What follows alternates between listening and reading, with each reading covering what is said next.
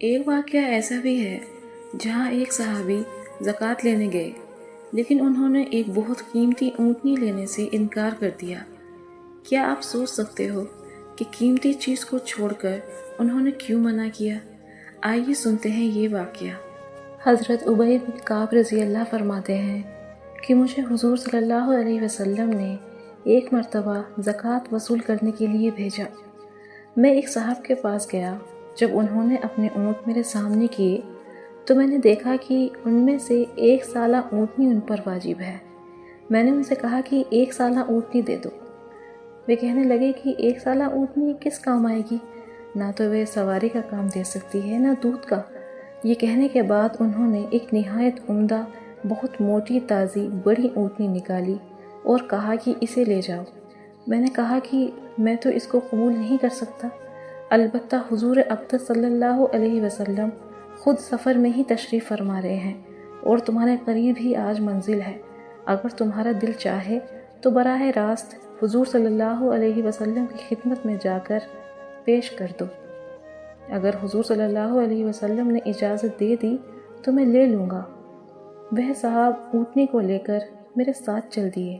جب ہم حضور صلی اللہ علیہ وسلم کی خدمت میں پہنچے تو انہوں نے عرض کیا، یا رسول اللہ، آپ کے قاصد میرے پاس آئے تھے کہ میری زکوٰۃ لیں، اور خدا کی قسم یہ سعادت مجھے اب سے پہلے کبھی نصیب نہیں ہوئی کہ حضور صلی اللہ علیہ وسلم نے یا ان کے قاصد نے کبھی مجھ سے مال طلب کیا ہو۔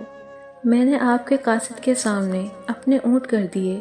انہوں نے ان کو دیکھ کر فرمایا کہ ان میں ایک سالہ اونٹنی واجب ہے۔ حضور، ایک سالہ اونٹنی نہ تو سواری کے کام آ سکتی ہے، نہ دودھ کے کام آ سکتی ہے، اس لیے میں نے ایک بہتر سی اونٹنی ان کی خدمت میں پیش کی تھی جو یہ میرے ساتھ حاضر ہے۔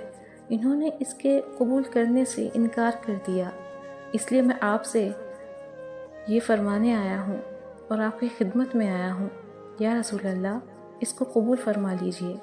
حضور صلی اللہ علیہ وسلم نے فرمایا کہ تم پر واجب تو وہی ہے جو انہوں نے بتایا۔